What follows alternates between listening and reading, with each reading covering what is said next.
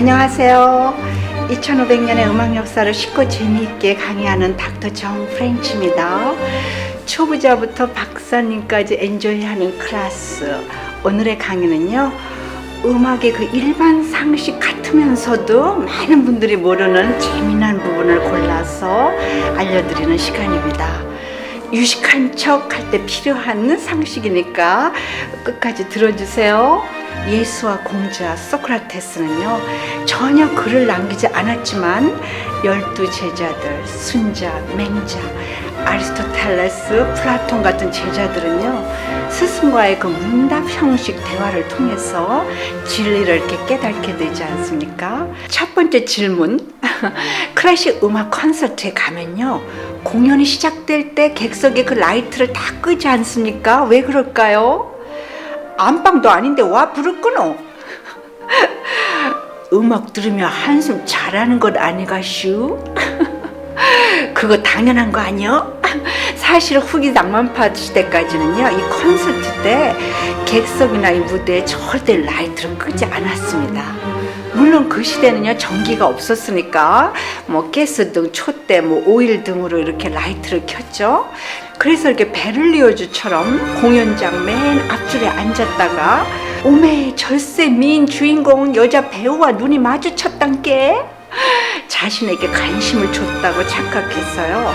이 배우를 짝사랑하는 관객들도 적지 않이 많았어요. 그뿐 아니라 그 당시에 그 콘서트 그 기록을 보면요, 청중들은요 앞뒤로 막 마주 앉아가지고 술을 퍼마시면서 마구 떠들었고, 리스트처럼요 무대에서 그냥 여자 팬들에게 고문당하는 경우도 있었습니다. 콘서트가 시작될 때 그 객석에 불을 끄기 시작한 것은요, 19th century 후기 낭만파 시대 바그너의 오페라 공연 때부터였습니다. 요즘 방송에 그 바그너에 관해서 강의해드렸죠. 혹시 안 보신 분들 계시면 꼭 보세요. 그냥 너무 재밌어가지고 3번이나 영상을 봤다는 분도 계십니다. 바그너는 음악을 그 종합 예술로 만든 장본인이라고 했어요. 조형미술과 그 혁신적인 무대 장치, 노래인지 대사인지 도저히 알 수 없는 아리송한 아리오소를 이렇게 사용했고, 또 그동안 이렇게 평면으로 이렇게 디자인되어 있던 그 무대 장치를 3D로 디자인. 정말 그 당시엔 아주 획기적이었습니다. 객석에 불을 끄면요, 옆 사람, 뒷 사람도 거의 보이지 않으면서 그 앞 사람의 커다란 뒤통수와 무대만 보입니다. 바그너는 이 무대와 관객을 라이트로 차단했어요. 개개인의 그 상상력에 의해서 작품이 이렇게 주관적으로 해석되기를 바랬어요. 그 효과는 아주 대단했습니다. 공연을 본 사람들은요, 이구동성으로요, 와, 무대가 환상적이며 그냥 마치 내가 주인공이 된 기분이었어. 이때부터요, 그 콘서트마다 객석에 불을 끄기 시작합니다. 수다도 뚝, 술주정도 뚝. 다음은 지휘자. 지휘자는 장하시는 고양이도 아닌데 언제부터 왜 꼬리가 달리는 이렇게 옷을 입고 이 지휘봉을 들어야 했을까요? 이 꼬리 달린 옷은요, 유식하게 테일 코트, 한국말로는요 연미복이라고 하죠. 19세기까지는요 이 귀족들은 이 형식을 가장 중요시했어요. 특히 그 왕실과 그 어퍼 클래스 그 귀족들은요, 저녁 그 디너와 그 행사를 연미복과 턱시도로 이렇게 구분을 했어요. 만약 잘못 입고 가면 여봉 집으로 돌아가요. 드레스 코드라고 하죠. 19세기 초까지만 해도요, 콘서트 참석은 이 귀족의 특권이며 저녁 공식 행사에 속했기 때문에 흰 나비 넥타이와 연미복을 입었고, 공식 행사가 아닌 그 디너에는요 꼬리가 없는 턱시도에 검은 넥타이를 했습니다. 그래서 지금도 콘서트를 저녁에 공연하며 관객은 비록 연미복을 입지 않았지만 정장을 하고 가야 되며 지휘자도 연미복을 입게 된 것입니다. 그럼 지휘봉은 언제부터 들었을까요? 왜 들었을까요? 이봐 홍길동, 거기 박자 놓쳤어. 오른손의 지휘봉은 템포, 리듬, 박자, 다이나믹, 이 새로운 프레이즈를 사인해 주는 거야. 왼손은요 이 그 흐름을 나타내 주는 거예요. 라리라란 띠라란, 난 거기 틀렸어. 그리고 이 지휘자가 이게 처음에 쳐들을 때요, 이게 박자를 변화를 나타내요. 그래서 이게 천천히 가면은 긍작작이고, 이게 빨리 가면은 긍작작. 지휘봉이 아주 중요하죠. 이 바로크 시대 초까지 이 지휘봉이 나오기 전에는요, 이 리더가요 발을 그냥 쿵쿵 이렇게 울리면서 사인을 줬어요. 그리고 바로크 시대 때 궁정 악장 지휘자 장 바티스트 릴리가요 최초로 이 지휘봉을 사용하였는데, 모세처럼요 이렇게 땅을 두들기는 지팡이였습니다. 이렇게 지팡이 쿵쿵. 이 지팡이는 제가 아프리카에서 가져왔는데요, 그 고릴라 산에 올라갈 때 이거를 이렇게 짚고 올라가야 돼요. 이렇게 또 이렇게 다 조립할 수가 있어요. 그래서 작게 만듭니다. 그런데 이 고전파에 들어서면서 오케스트라 그 그룹이 커지면서요, 이 지팡이가 잘 안 보였어요. 그래서 모차르트와 그 베토벤 시대 때부터는요, 지휘봉을 만들어 가지고 이 허공에서 이렇게 사인을 주었어요. 가죽으로 싼 아주 무거운 이렇게 스틱이었습니다. 틀리면 한 대 맞아.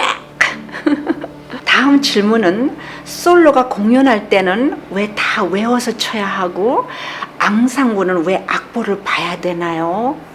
아, 그거야. 솔로는 집안에서 잔소리 할 사람이 없으니까 외워서 제멋대로 쳐도 누가 뭘 할 사람 없지 않는감? 그것도 이유가 됩니다. 곡을 외우면 좀 더 자유롭게 표현을 할 수 있게 되고, 또 이렇게 눈을 살짝 감으면요, 모든 그 감각이 더 이렇게 예민해져 가지고요, 이 집중도 잘 되고, 또 루바토도 이렇게 사용할 수가 있어요. 루바토라는 그 연주자의 그 감정 표현을 하기 위해서 그 자유로운 템포를 그 연주자가 마음껏 이렇게 만들어주는 것을 말합니다. 스톨런 타임이라 그래가지고 그 시간을 훔친 것만큼 다시 이렇게 되돌려줘야 돼요. 그런데 앙상블은 솔로 연주자처럼 했다가는요, 막 이렇게 째려보고 막 난리가 납니다. 감정에 치우쳐 눈 한 번 이렇게 슬쩍 감으면서 박자 하나 놓쳤다가는요, 엇박자 나온다, 으짜 으짜 으짜. 템포도 놓치고 그냥 혼자 잘난 척하면 루바토를 사용했다가는요, 정신적 차리거라, 몰매 맞습니다. 이 앙상블은 다이나믹, 템포, 뭐 액센트, 그리고 감정 표현, 이런 모든 것을 이 상대와 이렇게 호흡을 맞춰야 하기 때문에 다른 파트 그들의 그 악보를 이렇게 보면서 혹시 한 박자 놓쳐도 바로 이렇게 따라갈 수 있게 이렇게 외우지 않는 것입니다. 앙상블은 르네상스 때 시작해가지고요, 18세기 초 바로크 시대에 이렇게 절정을 이루게 되는데, 지금 우리가 이렇게 부르는 게 콘체르토가요, 바로 이 앙상블에서 나온 겁니다. 콘체르토가 뭡니까?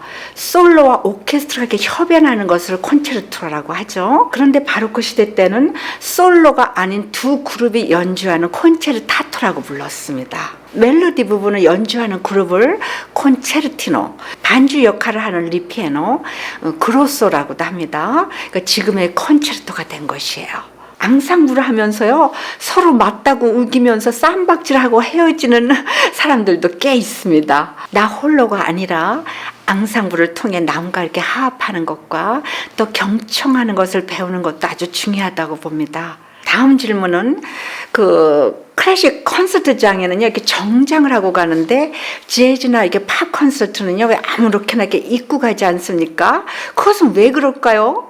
고전파 시대 때 그 인간의 자유와 평등, 그리고 권리를 외치던 그 계몽주의가 나오기 전까지는요, 왕실이나 그 어퍼 클래스 사람들은요, 전통과 이 격식을 엄청 중요시했습니다. 콘서트에 무슨 옷을 입고 나오냐에 따라서 그 귀족의 신분을 말해주는 것이었어요.